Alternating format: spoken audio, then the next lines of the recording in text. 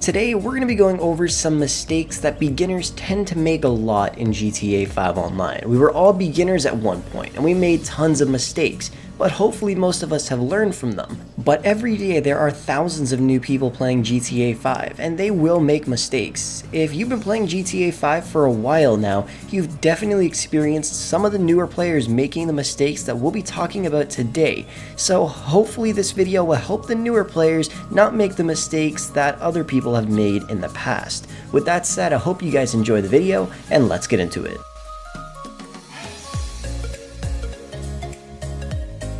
The very first thing is beginners always try to join heists. It's true.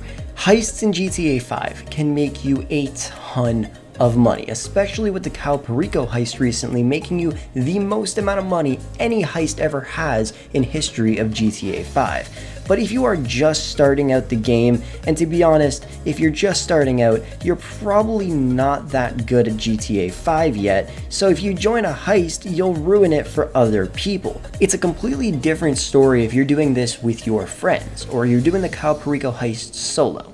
But if you're doing a heist like the Pacific Standard job or the Doomsday heist or something like that, and you join into somebody else's heist, you're not communicating in voice chat, or maybe you are in game chat, either way, if you're not great at the game, you're most likely going to die a lot. And obviously, most people will be playing these heists on hard mode to maximize the profit to be made. So if you keep dying a lot, once a certain amount of people die, the heist will end, and then you can choose to restart it from the last checkpoint. And you'll end up doing that a lot since you're not too experienced at the game. And then at some point you're going to be like, I can't do this. Then you're going to leave. But since you're a new player, you probably didn't know that once you leave a heist, it ends it for everybody. So then everybody's going to be returned back to free mode. Even if you guys were 3/4 of the way through the heist, it'll just ruin it for everybody playing. I know, if you're a beginner right now, you're probably like, well, I want to do the heist. I want to make millions of dollars in just a couple of hours. Obviously, we all want to do that.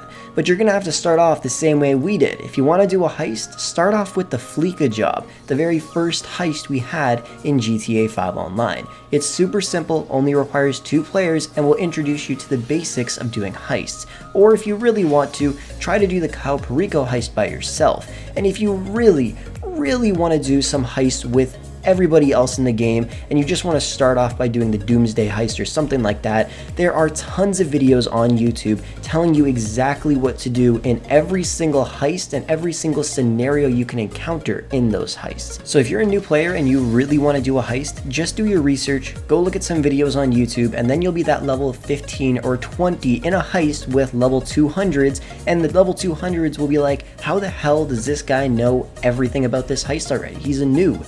I would highly suggest doing that instead of just getting carried through it the whole thing, because sometimes things will go wrong and then you might end up ruining it for everybody even if you don't mean to. If you want skins and V-Bucks in Fortnite, want to become max level in Call of Duty, need money in GTA 5, or anything else for a ton of other games, check out Digizani down below in the description and get 10% off your order by using code Frolics at checkout.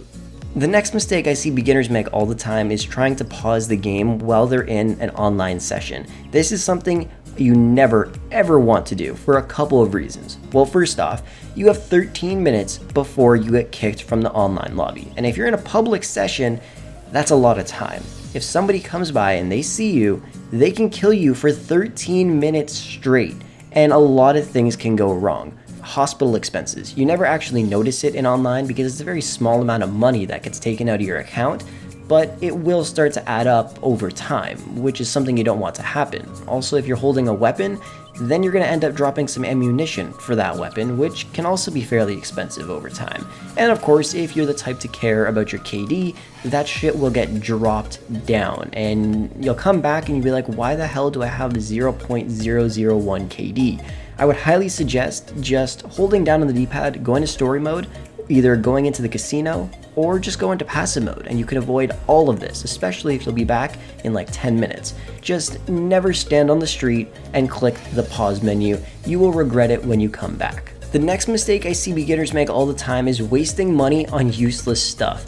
Money in GTA 5 is vital for success. If you want money, you need money to make more money. And it's fairly obvious when a beginner spends all of their money on useless things. If you see their garage, you might see a couple really cool cars and then nothing else. And then you ask them, well, what else do you own? And they'll say nothing. They spend millions of dollars on those 3 or 4 supercars.